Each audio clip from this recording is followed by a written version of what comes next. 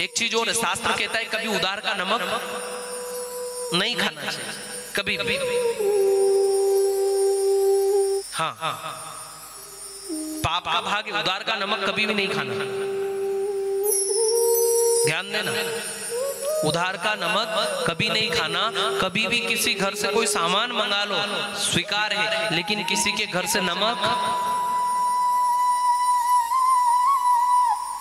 है ना। और मेरा इतना मानना है कि घर में से आप सब सामान कोई मांगने आए तो दे देना, पर नमक तो कभी देना ही नहीं।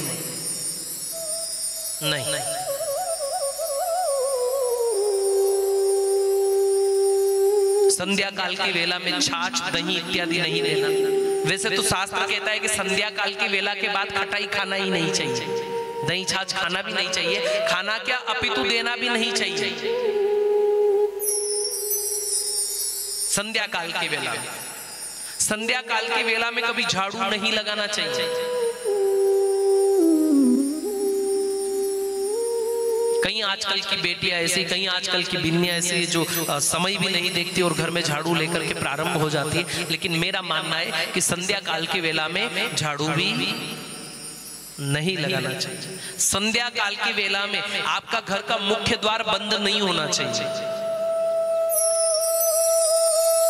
संध्या काल की वेला में परमात्मा के आगमन का समय रहता है, प्रभु के आगमन का समय रहता है, मां लक्ष्मी के आगमन का समय रहता है। और उस समय में हमें कभी भी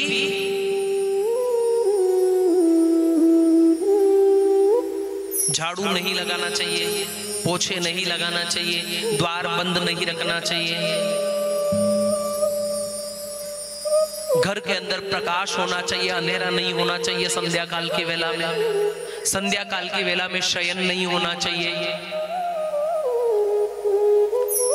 संध्या काल की वेला में छाछ, दही इत्यादि नहीं देना चाहिए। संध्या काल की वेला में घर से लहसुन और प्याज नहीं देना चाहिए। हाँ महाराज, गृहस्थ जीवन को चलाने के लिए भी कहीं ना कहीं शास्त्रों के अनुसार तो चलना पड़ेगा, है ना। कई लोग मैंने ऐसे देखे हैं कि झाड़ू को खड़ा रख देते हैं, कहीं देखे मैंने।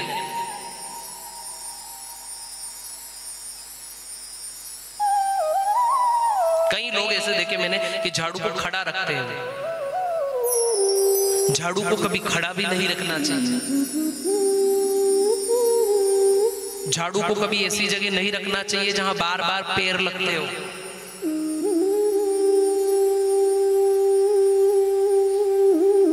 जिस झाड़ू का प्रयोग हम घर के अंदर कर रहे हैं, उस झाड़ू का प्रयोग घर के बाहर नहीं करना चाहिए।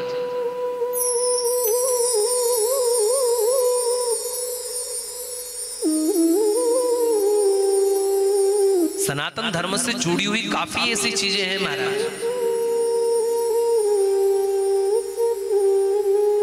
संध्या काल की वेला में हमारे घर में भजन होना चाहिए, हमारे घर में कीर्तन होना चाहिए। प्रत्येक सनातनी के आंगन में तुलसी होना अनिवार्य है।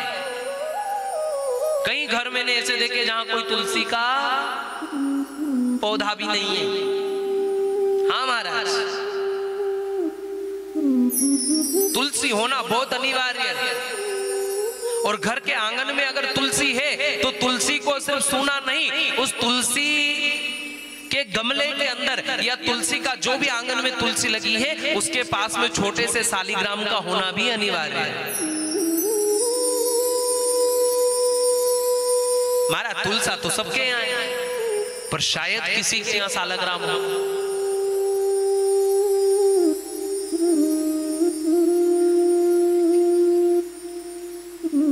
मां तुलसा के यहाँ पर शालिग्राम होना अनिवार्य है। और अगर शालिग्राम हो तो शालिग्राम जी के ऊपर प्रतिदिन तुलसी का चढ़ना भी अनिवार्य है। ध्यान दीजिए, ऐसा नहीं कि तुलसा मैया के वहां पास में रखी है शालिग्राम तो नहीं, तुलसा के पास है तो ना, उसके ऊपर से एक पत्ता लेकर के, तुलसी का दल लेकर के और शालिग्राम जी के ऊपर चढ़ाना भी अनिवार्य है, ये हमारा शास्त्र कहता है। क्योंकि बिना तुलसी के शालिग्राम नहीं रह सकते। घर में प्रतिदिन कई जगह ऐसा प्रश्न रहता है, महाराज जैसे हम प्रतिदिन कभी भोग नहीं बना पाए, कभी ऐसी अवस्था भी रहती है जिसमें हम प्रभु को, ठाकुर जी को भोग नहीं लगा पाए, तो उसका कुछ निवारण है कि अगर हम भोग नहीं लगा पा रहे हैं तो अगर ऐसी परिस्थिति में आप ठाकुर जी को भोग नहीं लगा पाते, तो आपके घर में छोटे बच्चे हैं या कोई भी हैं, तो आप एक काम करिए, अगर आप भोग लगाने की अवस्था में नहीं है, ठाकुर जी को भोग नहीं लगा पा रहे, तो आप ठाकुर जी को प्रतिदिन तुलसी पत्र चढ़ा दें, ताकि तुलसी पत्र 56 भोगों की कमी पूरी कर सकता है। प्रतिदिन ठाकुर जी है ना। लेकिन कुछ विशेष आप सब ज्ञात है कि जैसे रविवार के दिन हम तुलसी नहीं तोड़ते, ऐसा कुछ चीजें हमें भी ज्ञात है। तो ऐसी अवस्था में अगर हम नहीं, तो एक दिन पहले तुलसी तोड़कर रख लें, है ना। और अगर ऐसी अवस्था में हम ठाकुर जी को भोग नहीं लगा पा रहे, तो मन में संशय बना रहता है कि हम अगर 7 दिन ठाकुर जी की पूजा नहीं करते तो फिर ठाकुर जी क्या भूखे रहेंगे?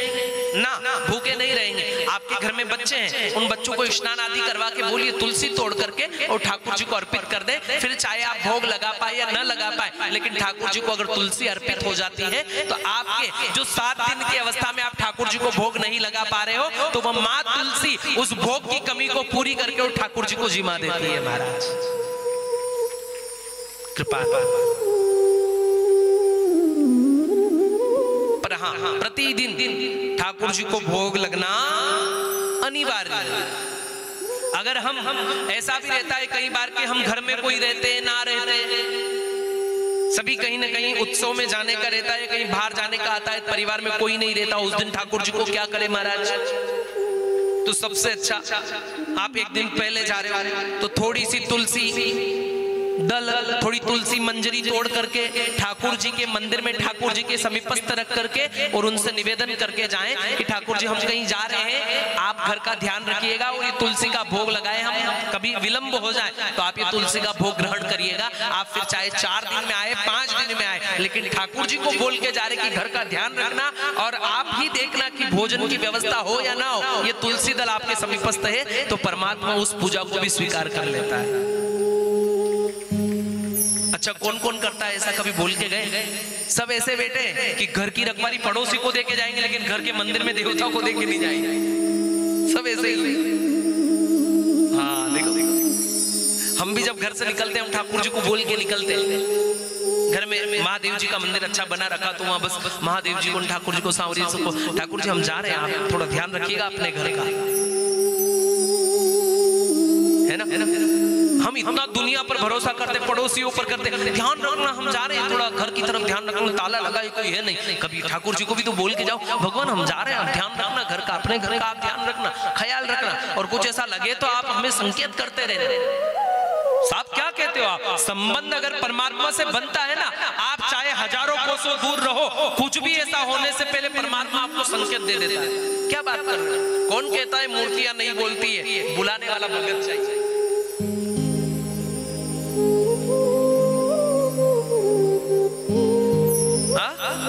ऐसा भगत तो चाहिए ना।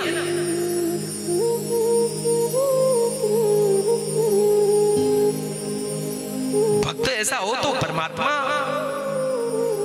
भक्त